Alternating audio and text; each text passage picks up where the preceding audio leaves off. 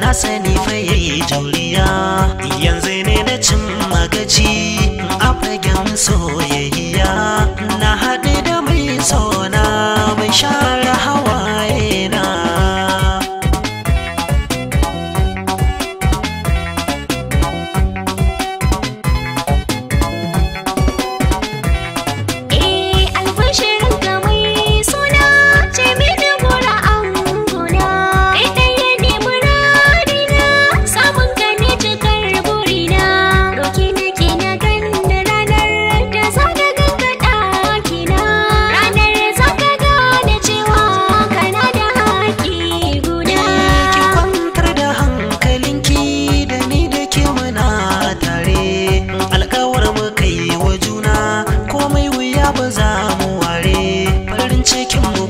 Shine Allah ya kai mu ranar aure na ganki can cikin ɗakina shine cikar burina.